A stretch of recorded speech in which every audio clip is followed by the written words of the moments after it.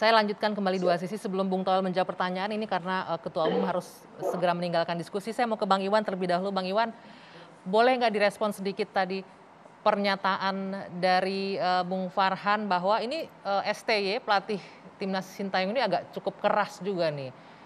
Gimana sebenarnya kondisi di dalamnya? Ya tipikal Korea ya, wajar. Dalam awal-awal penyesuaian itu pasti ada ya, karena jangankan dengan orang Korea, sesama orang Sunda dengan Sunda juga belum tentu akur.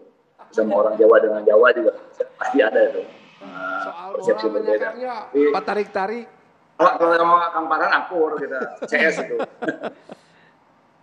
Jadi itu betul, tapi alhamdulillah saya bisa selesaikan.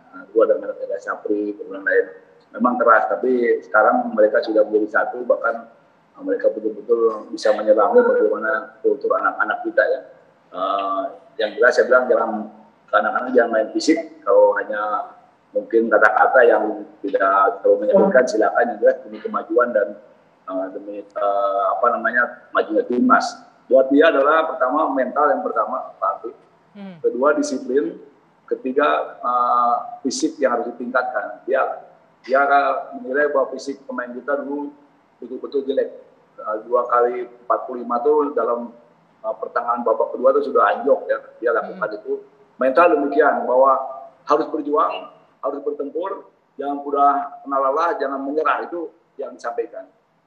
Berikut disiplin. Bagi dia disiplin penting, karena kalau tidak disiplin kacau lah itu satu tim itu. Seperti telat pemain latihan harusnya jam 7, dia datang jam 8 dicoret langsung kembali. Tapi bagus itu. Kemudian juga apalagi yang telat 2 hari yang seperti biasa banyak lakukan, sekarang tidak ada lagi. Yang ketiga adalah fisik yang dia tingkatkan. Jadi alhamdulillah sekarang sudah bisa menyesuaikan dan sudah persepsi dengan federasi. Yang Bung Farhan bilang memang betul awal-awal, tapi saya selesaikan dan insya Allah lah. Tidak instan bola ini, Mbak Andi ya, memerlukan waktu. Yang dikatakan Bung Farhan tadi, mereka rata-rata umurnya Thailand itu 27,8 tahun, kita 23,7 kurang lebih. Itu masih ada 4 tahun salah selisih umurnya. Mudah-mudahan dalam 3 atau 2 tahun, 4 tahun tim ini kita ini menjadi tim emas. Selain memang ada tim-tim lain U18, 20 dan 23 yang juga dipersiapkan oleh Sintayong. Yang U18 akan mempersiapkan nanti Under 20, 23 World Cup di Indonesia. Jadi itu yang saya lakukan kepada Sintayong, sehingga mereka sekarang sudah menyatu dengan timnas dan federasi. Ya. Terima kasih ya. Ya, Bang Iwan, ada satu hal lagi tadi tuh menyinggung soal pemain-pemain muda. Ini Sintayong mengapa memasang pemain-pemain muda yang perannya? Kan kita tahu lawan-lawannya juga cukup senior dari negara-negara lain. Mungkin ada pertimbangan yang bisa di-share di sini, Bang Iwan? Pemain muda ya, jadi memang kita nyampaikan ke target itu sebetulnya tuh kemarin adalah untuk Under 20 ya, Under 20, tapi dia karena dia ingin meng-hire semua level, semua U, sehingga saya berikan kekuasaan, karena memang secara otonom saya berikan kekuasaan untuk bisa meng-hire apapun yang dilakukan, termasuk pola, teknik, strategi. Jadi kenapa diambil ini, supaya pemain mudanya terus bisa terasah dalam event-event internasional, sehingga mereka tidak sungkan, tidak ragu, tidak canggung, kemudian tidak kaget melihat atmosfer yang luar biasa pemain di luar negeri. Itu yang saya sampaikan Sintayong. Kami pun tidak bisa juga menolak yang saya sampaikan, karena kewenangan pemain semua berada di pelatih. Itu kira-kira alasan Sintayong, Mbak. Baik. Terima kasih Ketua Umum PSSI. Kami tahu agendanya pasti padat untuk malam hari ini di final Liga 2. Ini ada mau acara Liga 2 1 kedua nih, ada pembukaan dulu, saya akan sampaikan piala ke mereka. Terima kasih ya. Baik, terima kasih. Selamat malam. Malam. Baik, itu tadi penjelasan dari Ketua Umum PSSI. Nah, baru saya ke Bung Toel ini. Masalah pemain muda tadi dikatakan agar punya kesempatan untuk mengasah kemampuan. Nah, kalau Anda melihatnya gimana? Apakah dengan pemain muda dan tahu lawannya di negara-negara lain cukup senior ya, khususnya Thailand juga lumayan senior itu. Dangda itu kita tahu main dari 2008 sampai sekarang. Nah, bagaimana? Oke, jadi poinnya kalau Piala AFF kan panggung paling prestis lah buat timnas senior di kancah Asia Tenggara kan begitu. Kalau kita lihat Thailand menurunkan tim terbaiknya.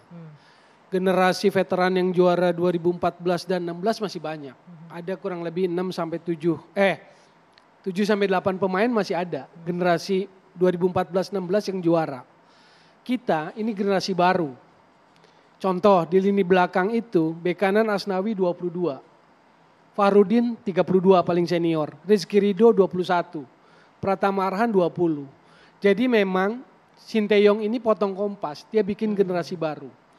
Maka dalam satu hal kita apresiasi untuk penampilan generasi baru timnas era Sinteyong ini bisa sampai ke final. Itu satu hal. Dari sudut pandang sepak bola bahwa mereka semalam leg 1 kalah dalam sudut pandang sepak bola paling enggak saya perkirakan. Sudah diduga gitu ya? Saya menduga itu dengan pertimbangan kalah kelas, kematangan bermain. Kenapa? Karena saya lihat waktu semifinal atau sebelumnya juga Thailand, Vietnam sejujurnya ada di level paling atas Asia Tenggara saat ini. Kalau kita lihat kualitas main sepak bolanya, main bolanya.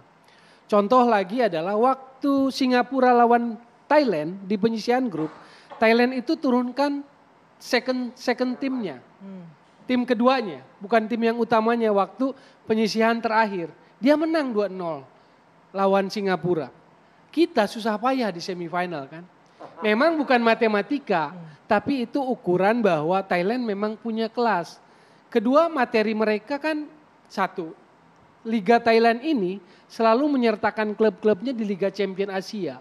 Artinya para pemainnya terbiasa kompetisi di level tinggi Asia. Kita nggak ada. Nggak ada klub kita yang main di Liga Champion Asia dalam beberapa tahun terakhir. Artinya level kompetitif pemain kita di bawah mereka. Lalu ada beberapa pemain yang main di Liga Jepang di top tiernya, bukan second tiernya. Misalnya Chanatip Songkrasin yang captain itu di J-League di Sapporo mainnya. Hokkaido Consodale Sapporo dia main. Lalu Teraton Bunmatan.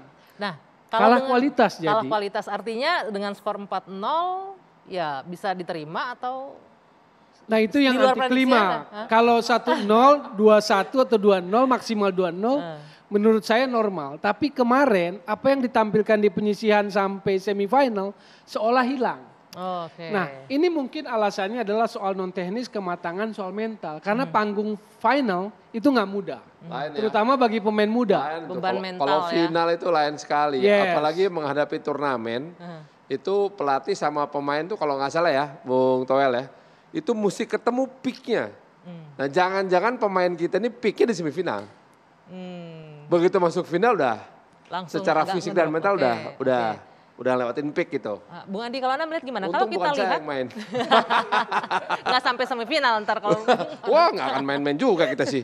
Nah ini kalau kita lihat tadi kan disebutkan pemain-pemain muda lah sekaligus untuk mengasah. Tapi pemain muda ini bisa menahan Vietnam yang kita tahu juga luar biasa. Sebenarnya kalau kita lihat dari sisi kualitas pemain muda kita bisa bersaing pada level senior. Top di Asia Tenggara dan masuk final ini luar biasa. Cuma memang sekali lagi mungkin kita harus mengerti bahwa yang Sinteyong sebagai pelatih baru ingin memilih pemain muda karena dia ingin membentuknya. Dia pikir kalau sudah terlalu tua nggak mungkin lagi sudah bentuk dengan sistem yang dia inginkan. Maka dia pilih yang muda-muda yang bahkan 19 tahun, 20 tahun. Jadi itu kira-kira hasilnya baru bisa dapat 2-3 tahun ke depan.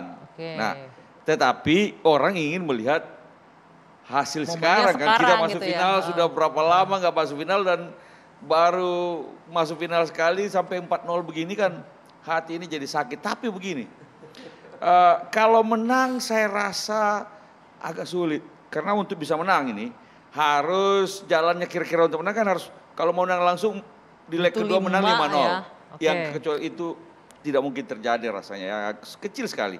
Yang paling mungkin bikin dulu 4-0 atau sama-sama menang 4, lalu kemudian perpanjangan waktu, lalu adu penalti. Kira-kira itu kecil sekali juga kemungkinan. Karena itu yang mau kita lihat barangkali adalah bahwa ada perbaikan signifikan di leg kedua yang menunjukkan semangat luar biasa. Kira-kira seperti orang Singapura lihat timnya melawan Indonesia. Kalah tapi bangga. Singapura 9 orang hampir menang. Kalau penalti kemarin itu masuk, tinggal 2 menit barangkali, selesai sudah kita. Nah, yang ingin masyarakat melihat di leg kedua, mungkin saja kita kalah gergat, barangkali bisa nggak kita menang di leg kedua. menang 2-1 kek. Kalah terhormat gitu. Kalah maksudnya. gregat, kalah tetapi jangan orang melihat pesimis. luar biasa. Tapi Sebagai jangan penggemar ya. Sebagai penggemar ini. Sebagai Bapak-bapak. penggemar dan sebagai orang Bandung saya pengen lihat Victor Iqbal-Nevo main. Kenapa nggak dimain-mainin Victor Iqbal-Nevo nih? Kan gitu kan? Kalau dari luar nih, kita cuma bisa mengamati dari luar ya. Kalau Anda melihatnya gimana? Kenapa pemain-pemain, ya tadi udah disebut ya, ingin mengasah pemain-pemain muda. Tapi jika pertimbangannya pemain senior diikutkan, bisa nggak kira-kira kita menahan imbang minimal? Tapi nanti dijawab ya. Kita jeda dulu sejenak, dua sisi kembali sesaat lagi.